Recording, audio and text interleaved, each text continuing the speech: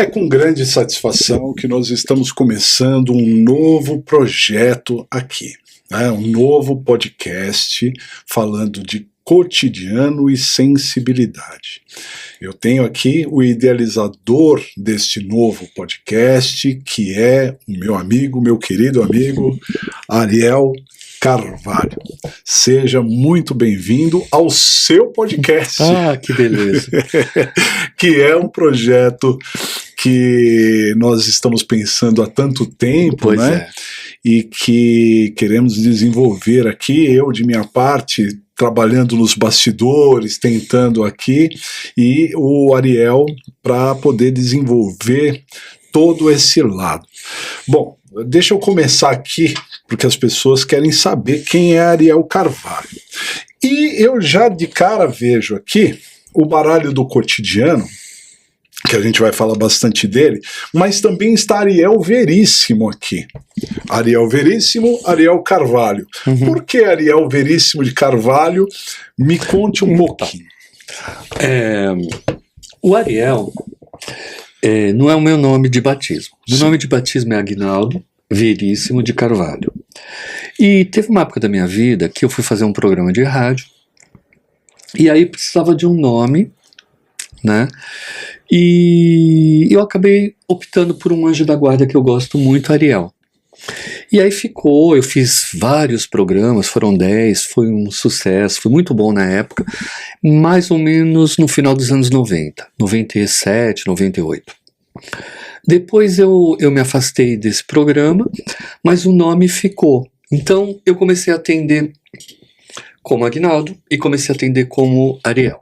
Sim. E aí, por uma questão de numerologia, o Ariel Veríssimo, eu coloquei, se vocês repararem, você vai ver que tem um Y. Por quê? Sim. Porque o Y representa o 7. O 7 quer dizer comunicação. Sim. Se fosse com I, o I é um 9, não teria essa comunicação e faltaria 7. E o meu grande interesse é saber me comunicar, saber expressar. A ausência do 7 na numerologia, o que ela causa? Ela causa dificuldade de comunicação, dificuldade de entendimento, né? E aí eu não podia. E só que Ariel Veríssimo, na soma total, ele não é ruim, mas ele não é tão bom. Então, em alguns momentos eu usaria Ariel Carvalho. Por quê?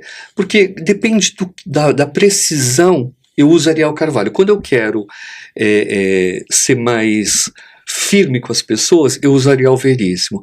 Quando eu quero ser mais sensível, eu uso Ariel Carvalho. Perfeito. De qualquer forma, os dois nomes trazem um pouco da minha personalidade, ou pelo menos daquilo que eu quero expressar através do meu trabalho, que é tentar me comunicar com a sensibilidade da espiritualidade. Poxa, que bacana, que é um dos objetivos que a gente vai chegar aqui. Bom, Ariel, vamos lá. Você, eu já te conheço há muito tempo, nem vou dizer quanto, para... não se atreva. As pessoas não acreditariam. Não se atreva.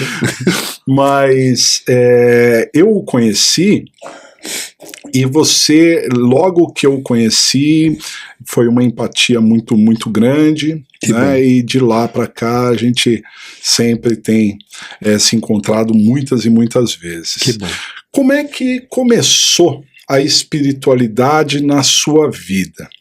Eu o conheci há muito tempo, mas a gente já conversou e você me disse que isso vem desde sempre, desde criança, mas qual é a sua lembrança mais antiga sobre espiritualidade na sua vida? Olha,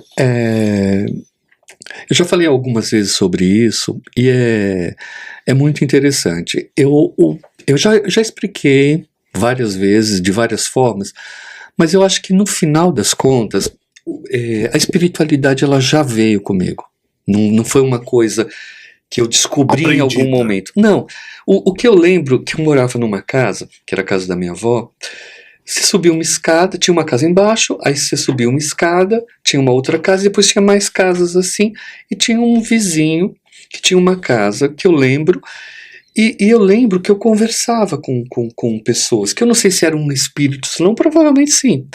E o meu mundo infantil foi aquele mundo da espiritualidade, mas que naquele momento, para as pessoas parentes que moravam ali, não era muito normal. Então eu tive alguns conflitos sobre isso, mas de uma forma geral, a espiritualidade, ela veio junto comigo. Eu tenho essa coisa de olhar para o céu, de saber que existe algum lugar que me traz um ensinamento. Então, eu diria que a minha espiritualidade, ela vem de uma forma muito intuitiva e autodidata. Eu fui desenvolvendo. Eu passei por alguns lugares, aprendi algumas coisas, mas tecnicamente falando, eu acho que a minha espiritualidade, ela vem pela minha fé. A fé de acreditar na minha essência. Eu vou resumir assim. Eu poderia contar histórias detalhadamente como isso aconteceu, os momentos que me levou a isso, os momentos em que eu fiz disso um trabalho porque eu não tinha mais opção, a vida me fechou. Eu poderia dizer que numa vida passada, por ter o número 55 da minha numerologia, eu estou repetindo uma vida passada, eu vivi numa época de inquisição, eu não pude cumprir a minha espiritualidade, e nessa encarnação eu voltei para fazer isso. Eu não considero o meu trabalho como uma coisa só espiritual. Hoje eu considero o meu trabalho como um trabalho de achado mesmo, de achar a essência da vida. É isso a minha busca. E eu uso a espiritualidade como um processo de fé, porque eu vejo muitas pessoas que não têm fé. E a fé, de uma certa forma, a fé na existência, ela faz de você um ser humano um pouco maior, um pouco mais feliz. É isso. A fé não no sentido religioso. Não. A fé no sentido existencial. A fé de você entender a magia que é essa existência e que nós estamos aqui a pesquisar tudo isso, a buscar entendimento sobre o Deus interno de cada um, o lado espiritual de cada um. Você pode chamar de Deus, de deusa, de São Jorge, de Ave Maria, não importa. O que importa é a tua ligação. Eu, propriamente, eu gosto muito de conversar com Nossa Senhora, eu acho ela mais humana, mas eu adoro conversar com Deus também. Mas eu acho ele mais severo, aí depende do momento, entende? Entendi. E você me contou, certa vez, acerca da pessoa que entregou para você o baralho cigano pela primeira vez. Uma pessoa muito importante, que talvez nem esteja mais nesse plano Sim. hoje em dia, né? Como é que foi essa história? Mais ou menos que idade você tinha quando teve contato com o baralho? Você está falando da Linda. Linda, é assim. Eu era uma criança cheia de curiosidade. Eu gostava de ler e tal, mas eu não tinha assim muito acesso à leitura. Era caro, enfim. E eu fiz amizade com a Linda, que morava num bairro seguinte, então eu andava por 10, 20 minutos para me encontrar com ela. Era criança, tinha 9, 10 anos. E fiz amizade com ela. Ela se vestia como uma cigana, umas roupas coloridas, numa época que isso não era tão comum, que as pessoas se vestiam com cores mais discretas, né? E eu achava aquilo maravilhoso e fiz amizade com ela e ela me acolheu muito bem na banca de jornal. Então eu ia para a escola, fazia as coisas, depois ia para lá e ela começou a me emprestar as revistas, os gibis. Eu pegava ali, devolvia e desenvolvemos uma amizade. Mas ela era uma pessoa que ela tinha um casamento daquela época, um casamento assim, meio difícil. O marido dela era um homem rude e tal. Então eu sentia que a banca de jornal era para ela o lugar onde ela existia. E ela fez amizade comigo, ela levava uns lanches, a gente comia. Enfim, quando minha mãe fazia um bolo, eu levava para ela. Era uma coisa bem legal. E uma vez apareceu um senhor lá, que ele pegava uma folha, passava uns riscos olhando para você e ele fazia uma descrição do que estava acontecendo com você. Era maravilhoso, né?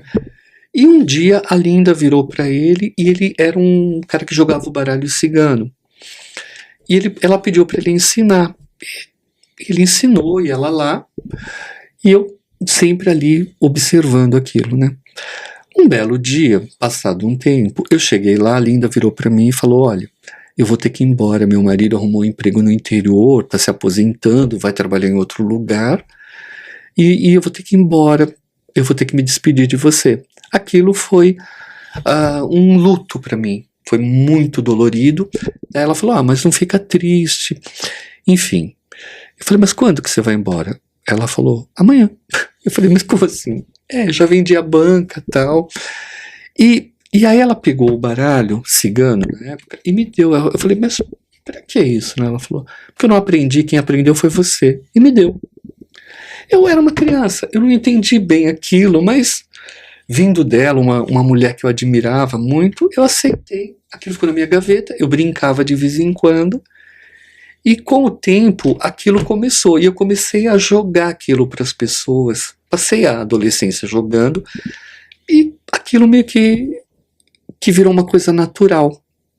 Tinha um livrinho, eu li e tal, mas eu comecei a questionar o que o livrinho falava do que eu sentia, o que o livrinho... E aí eu comecei foi aí que eu aprendi o meu trabalho autodidata, de buscar o que eu sinto e não as teorias exatamente, não desprezando as teorias, mas entendendo. E foi incrível. E aí a quantidade de pessoas que vinham para mim foi uma coisa muito interessante. Um belo dia, depois de uma certa idade, que eu tinha tentado um monte de coisa profissionalmente e nada me realizava, eu cheguei a pedir demissão de bons empregos e tal, eu estava sentado com o meu bamba furado numa escada e uma amiga minha virou, ela olhou assim e eu botando um papel no meu bamba. Ele era azul, na verdade ele era branco, mas eu tingi ele de azul. Cada semana eu tentava mudar ele para ser diferente, enfim. E aí eu olhei para ela e falei, e agora, José, né? Eu tenho essa mania. O que eu vou fazer? Ela falou, você vai jogar tarô. Mas como assim? Ela falou, você vai jogar tarô, você não percebeu que você joga tarô? Na verdade, você joga baralho para todo mundo. Você tem que cobrar por isso. É uma troca. Mas eu queria, eu queria que isso fosse um hobby. Mas não teve jeito. A vida fez isso. E aí eu volto a dizer, eu entendi o meu 55 da numerologia e eu entendi que eu tinha que fazer aquilo. E hoje, nessa altura da vida, eu percebo que foi muito interessante, porque eu tenho uma felicidade por isso, e ao mesmo tempo eu tenho uma tristeza, mas essa tristeza não é uma coisa ruim, sabe? É uma coisa meio que, não digo de missão, eu acho missão um nome muito forte, mas foi um caminho que o plano espiritual escolheu para mim, para que eu pudesse desenvolver a minha essência, para que eu pudesse desenvolver a minha existência na Terra. Então hoje eu me sinto muito feliz de estar fazendo o meu trabalho, de em alguns momentos conseguir ajudar algumas pessoas. O trabalho diário me atrai muito, me faz muito feliz. E assim, e o baralho cigano, que agora se transforma no baralho do cotidiano, ele veio porque eu quero dar uma sequência para a forma como eu penso a espiritualidade, a psicologia, a sensibilidade e as previsões. Né? Existe um destino? Existe, mas existe uma liberdade das pessoas de fazerem escolhas, e é sobre isso que eu tento falar com os meus clientes, com o meu trabalho, e é sobre isso que eu quero comunicar para o mundo. Perfeito. E quando você então começou, e você levou muito tempo nessa condição, você vivia num conflito, né? Essa questão de cobrar, porque o que acontece? Quem conhece o Ariel sabe muito bem que ele é um terapeuta. Eu trato qualquer consulta que nós temos como uma terapia, porque envolve muitos e muitos fatores. Ele não pega só a questão do baralho cigano, também tem o tarô, também tem a numerologia, também tem outros que a gente vai falar aqui, e isso acaba tendo uma completude ali para a gente se entender. Então é uma terapia. Só que você tinha esse conflito, porque achava que esses dons ou essa capacidade não deveria ser cobrado. Como é que você viveu com isso e como você conseguiu se entender? Delicado, assim. Não digo que foi difícil, mas também não digo que foi fácil. Digo que foi delicado. Por quê? Porque você vive num país que a pobreza ainda é muito grande, né? Então as pessoas elas têm o pensamento de que você tem que servir sempre, principalmente porque as pessoas vêm querendo ajuda. E muitas vezes elas não entendem que a ajuda está dentro delas. E que você é um instrumento para isso. Eu lembro que quando eu comecei, eu tinha filas enormes de pessoas, porque eu não tinha telefone naquela época, eu não tinha um contato. E eu trabalhava das 8 da manhã, às vezes até a meia-noite. Eu tinha o maior carinho em servir e cobrava assim muito pouco. Então, além de trabalhar muito, eu não tinha como pagar as contas, porque eu não tinha um emprego, né? Então, isso foi um conflito muito grande, porque eu queria me dedicar, mas eu não tinha um órgão que me ajudasse, que bancasse minha água, minha luz, minha sobrevivência. Né? Meus pais foram muito bacana, porque eu atendia na casa deles e tal, enquanto eu morava com eles, e eles tiveram muita paciência. Eu lembro do meu pai, que ficava lotado a minha casa. Meu pai fazia café para aquele povo todo, assim, sabe? Era muito bom, era maravilhoso, assim. E meu pai era um homem rude, que não tinha muita compreensão, mas a forma que ele teve de me amar foi aceitando a minha condição naquele trabalho ou naquela espiritualidade, né? Que eu não considero só espiritualidade, eu considero uma missão também, uma missão de servir ao próximo, mas não por uma questão espiritual, mas por uma questão da gente tentar melhorar o planeta. Né? Quando você ajuda uma pessoa, quando você consegue melhorar uma pessoa, você melhora o planeta. E eu trago isso comigo. Né? Se eu encontro no metrô, no ônibus, na vila, no parque, e a pessoa vem conversar comigo, eu estou sempre nessa função de tentar falar para o outro, porque como eu tenho uma certa sensibilidade para entender, isso não tem cobrança, isso é gratuito, isso é um processo meu. Agora, óbvio, quando eu marco uma consulta, normalmente eu fico em média 1h30, 2 horas com cada pessoa, é uma entrega total, né?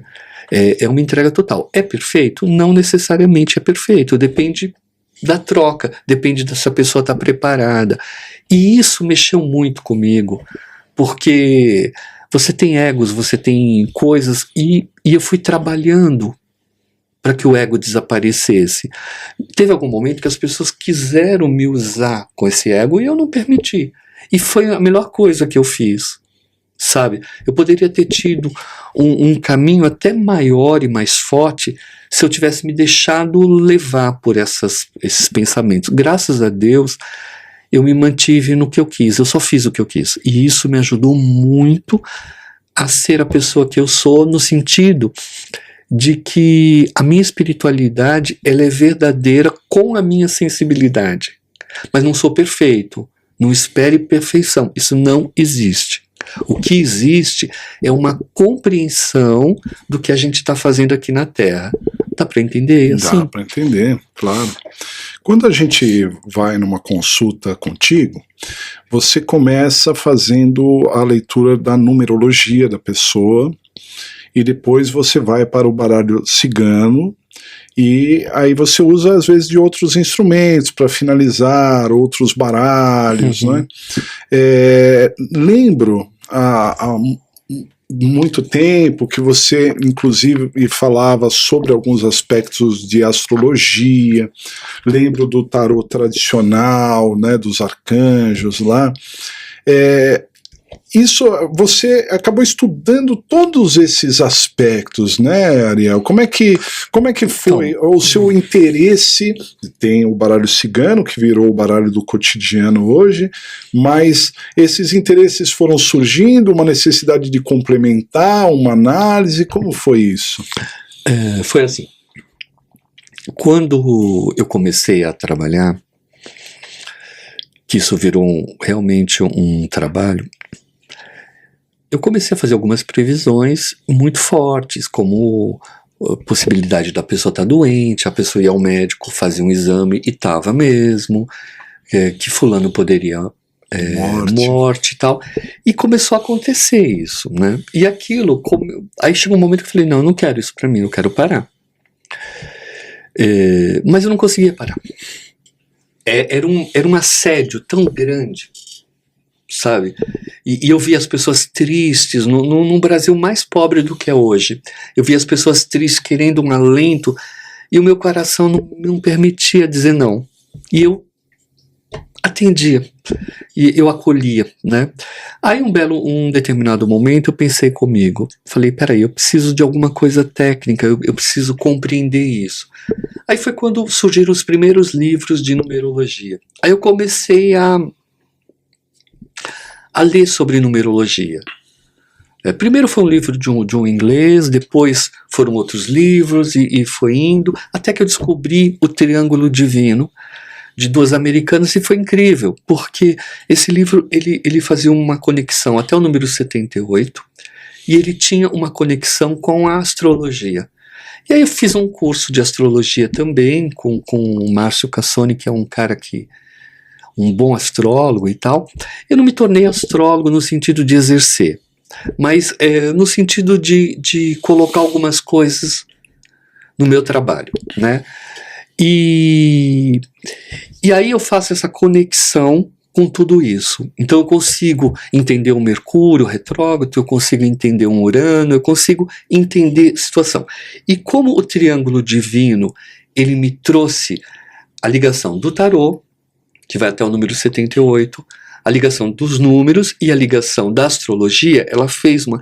Então eu meio que estudei através do livro, e eu comecei a colocar. Com o tempo, o livro deixou de ser uma referência maior, passou a ser só uma referência e deixou de ter uma importância maior, e eu comecei a ter a praticidade de muitos anos de trabalho e entender. Eu fazia uma leitura para uma pessoa, ela voltava meses depois, eu vi o que aconteceu e eu fui aprendendo a lidar com os números. E com o tempo, eu comecei a entender o que era um 13,4, o que era um 23,5, o que era um 32,5.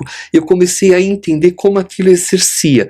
E como nesse campo do meu atendimento eu tenho uma memória boa, eu comecei a trabalhar. E aí, o que aconteceu?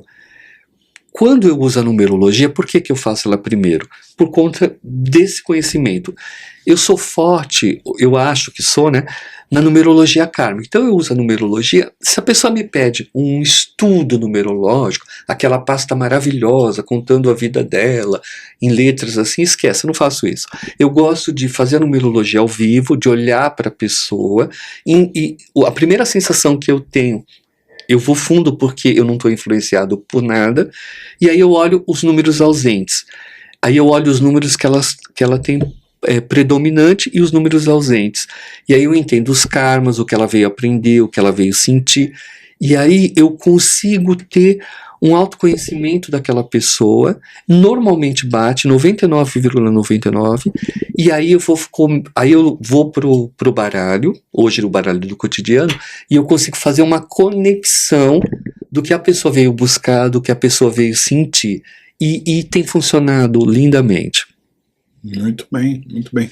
E às vezes as pessoas me pedem uma referência e eu, indevidamente, é claro, falo assim, não, o Ariel, ele poderia te ajudar. Ah, mas o que é o Ariel?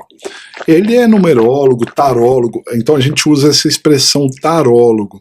Necessariamente não é o tarô, você conhece muito bem, né?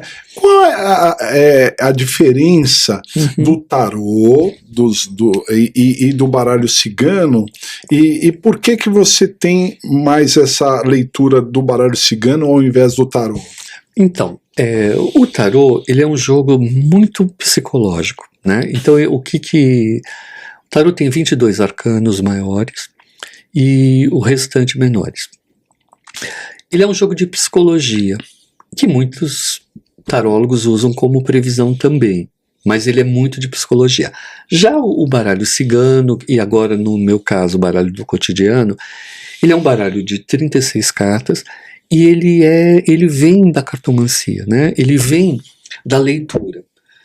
Diz a lenda que ele saiu da Índia, alguns dizem que saiu de outros lugares, não se tem uma certeza. E ele foi indo, à medida que ele foi indo para o leste europeu, ele foi indo, até que chegou na Lenormand e ela transformou o baralho cigano. Então tem várias histórias e várias lentes. Agora, eu digo que o baralho cigano, o baralho do cotidiano, ele prevê mais, ele tem mais capacidade de prever do que o tarô. O tarô, ele fala do que você está sentindo mentalmente. E o baralho cigano, ele tem uma capacidade até de ser fofoqueiro, de contar uma história, de contar uma traição, por exemplo. Óbvio que você tem que ter uma ética quando você vai falar disso, né? Então, ele é mais preciso nesse aspecto. Mas no fundo, vai da sensibilidade de quem está jogando, vai da sensibilidade de quem está usando esse instrumento, entende? Então, eu diria que a diferença do tarô, que ele é um jogo mais psicológico, e o baralho cigano, ele é um jogo mais fofoqueiro. Agora, o baralho do cotidiano, eu já quis trazer para as duas coisas, né? Como eu já usava uma psicologia, entre aspas, com a leitura, o que é usar uma psicologia com os meus clientes? É ter uma sensibilidade, né? Não adianta eu ler para você e ler para outra pessoa igual. É diferente. Quando eu pego a numerologia, que eu entendo a sua essência, entendo a essência do outro, tem coisas que eu não preciso falar para você e nem para ela. São coisas diferentes. Então, o que acontece? O baralho do cotidiano, ele passa a ter um efeito psicológico. E isso está acontecendo naturalmente. Faz o quê? 1 ano e meio que eu estou com ele, e estou aprendendo, ele está me ensinando muito, ele conversa comigo, né? E a minha ideia é exatamente divulgar esse baralho. Por quê?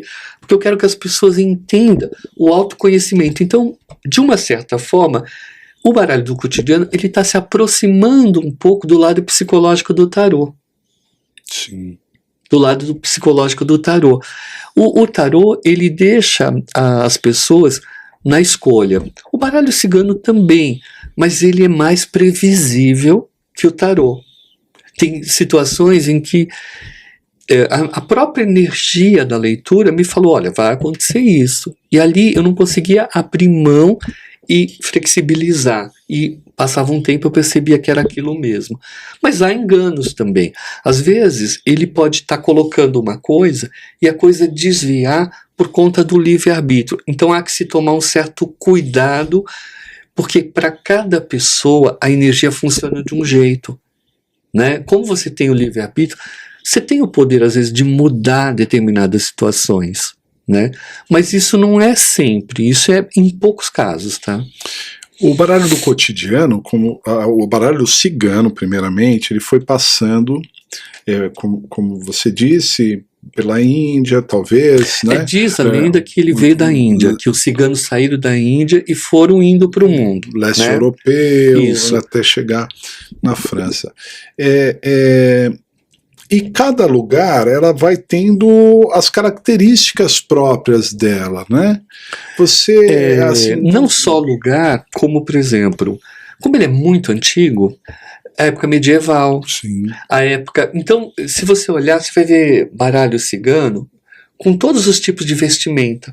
Você tem, da época a Lenormand, ela é do Napoleão, da época do Napoleão. Então você vai pegar as cartinhas ela ali. Ela lia para o Napoleão? Diz a lenda que sim, diz a lenda que ela preveu até as guerras que ele ia ganhar, as guerras que ele ia perder, e ela acertou. Diz a lenda que ela morreu e ela tinha uma fortuna guardada, né?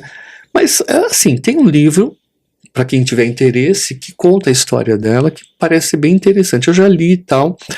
Mas assim, eu levo a sério, eu respeito, mas não existe uma verdade. Sim. Né? E nesse sentido, então, você sentiu a necessidade de traduzir para o baralho cigano algumas das suas ideias, da sua percepção do dia a dia, não é? Porque o baralho cigano que eu usava, ele era um baralho que ele tinha ele é feito lá no Rio Grande do Sul. Mas ele era muito simples, assim. Ele era bonitinho, mas ele era muito simples. E eu sou muito grato a esse baralho cigano, porque ele me ajudou muito nesses anos todos. Mas eu sempre senti que faltava personagens, faltava uma identidade brasileira, né? E passei muito tempo querendo fazer, até que eu consegui uma artista plástica que me ajudou muito, a Márcia. E ele se transformou, além de trazer para mim uma visão brasileira, uma visão universal, de uma forma que eu posso ler ele para qualquer lugar, para a Tchecoslováquia, para a Bulgária, para onde eu quiser, porque ele está muito mais simbolizado com todo o conhecimento que eu queria. E demorou um tempo. Demorou um tempo, 1 ano e meio.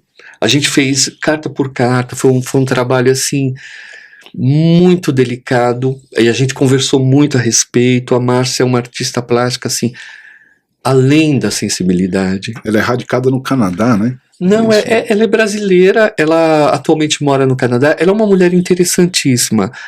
Ela criou os 2 filhos, os 2 filhos são bem-sucedidos, moram no Canadá, e ela acabou indo para lá, mas ela tem uma ligação com o Brasil muito forte. Ela é uma artista do mundo, né? Então, atualmente ela mora no Canadá, e ela tem outros baralhos também que ela criou. Ela tem um baralho próprio que ela criou sobre a natureza da ilha que ela morou lá no Canadá, mora ainda, ela está fazendo uma mudança, mas é de uma criatividade absurda. Então eu até falei isso para ela essa semana, ela já não é mais brasileira, canadense, ela é uma cidadã do mundo, ela tem um olhar, fora isso ela é uma pessoa com uma fé extraordinária, né? E a obra dela vai chamar muita atenção das pessoas pela fé que ela traz. Se ela desenhar um pássaro, o pássaro vem com o quesito da fé, sabe?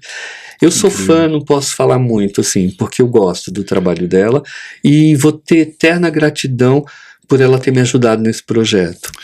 E aí você falou que essa leitura, portanto, universal, né?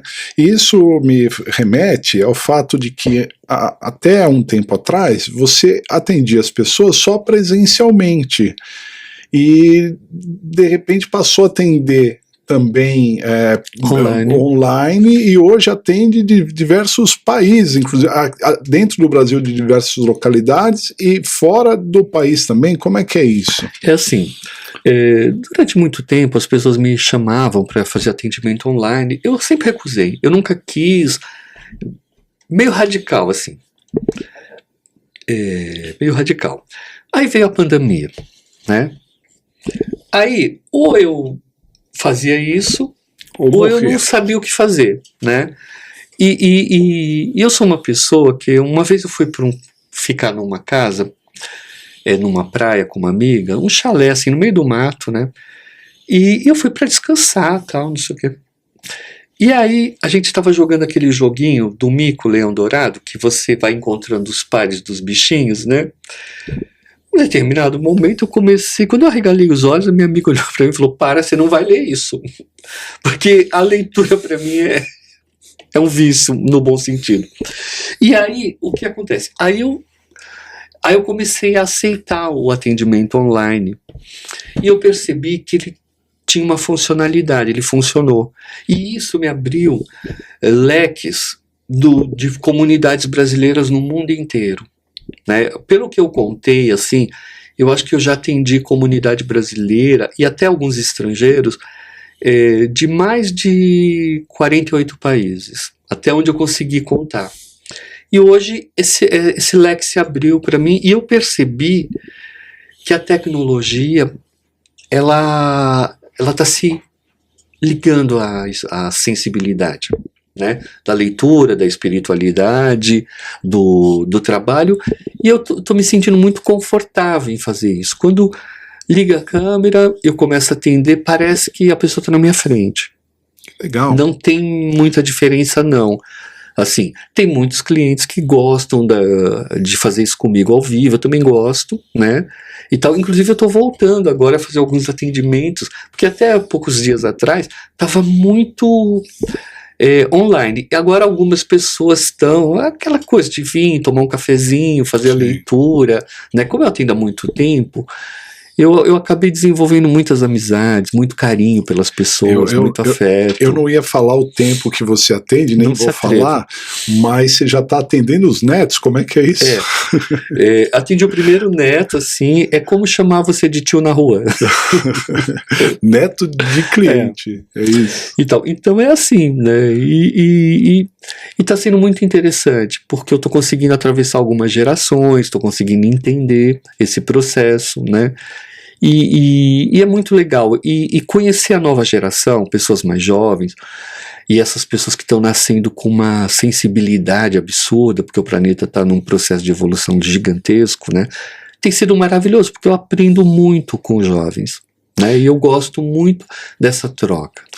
E essa questão da tecnologia talvez esteja nos trazendo exatamente para esse bate-papo. Mas antes de chegar no bate-papo, eu queria lembrar que, na verdade, os seus conhecimentos, eles extrapolam muito isso tudo que você falou aqui, porque você conhece sobre pedras, você conhece sobre chás, você conhece sobre N aspectos da vida que podem auxiliar as pessoas a se sentirem melhor, né?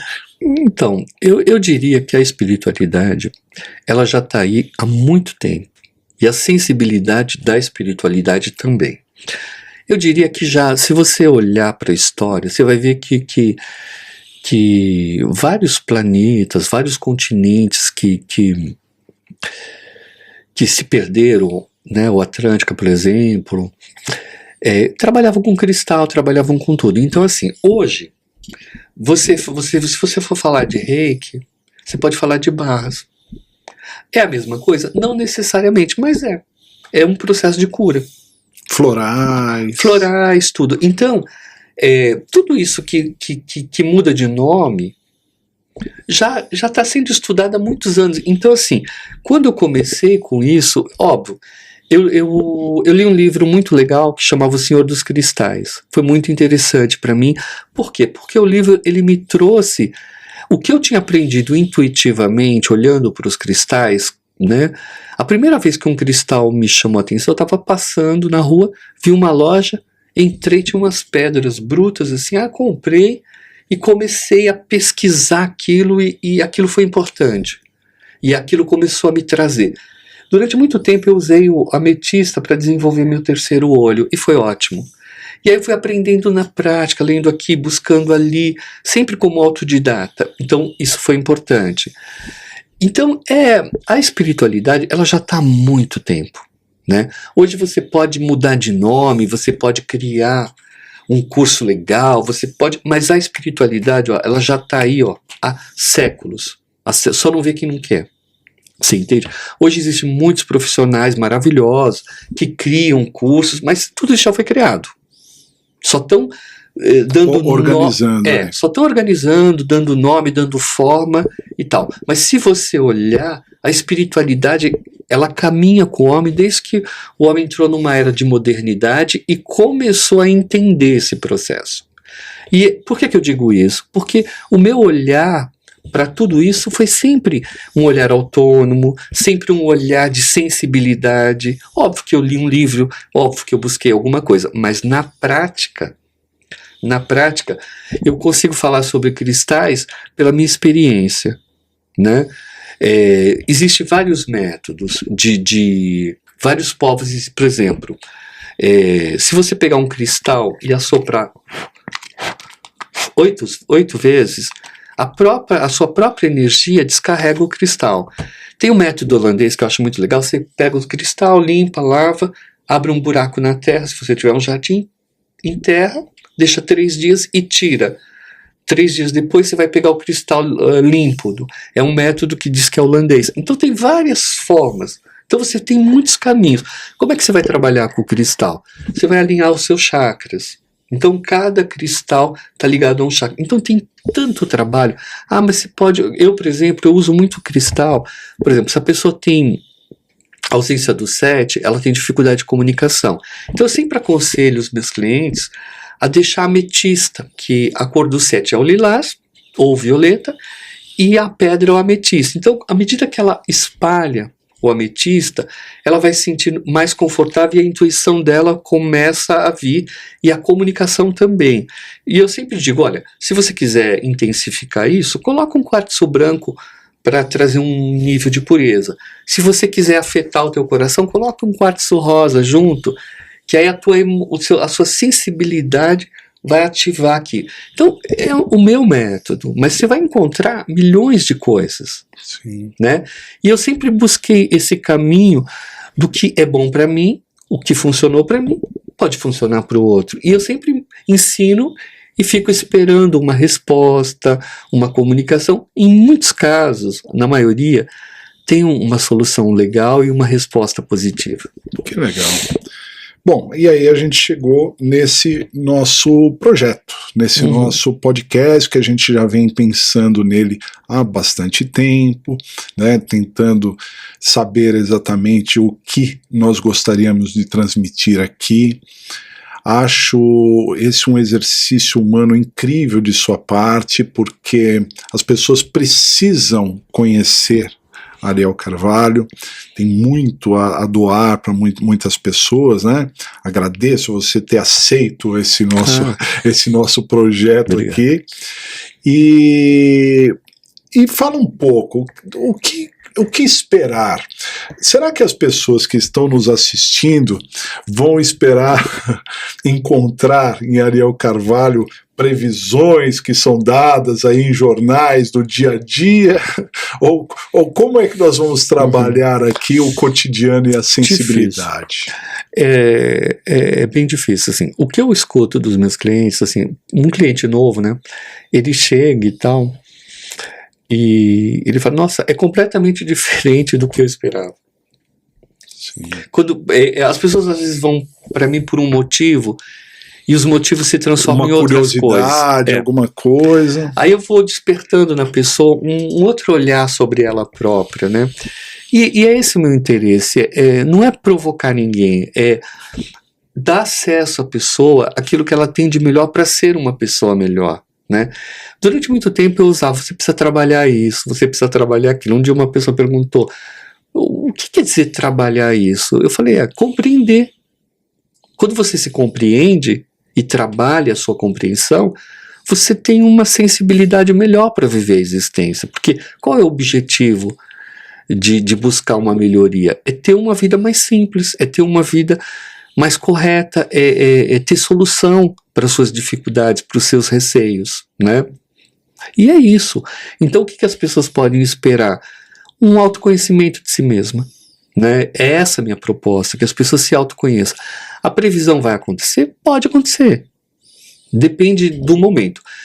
Às vezes eu faço um atendimento e falo, olha, hoje não foi uma consulta que eu fiz previsões para você, porque não tem o que prever.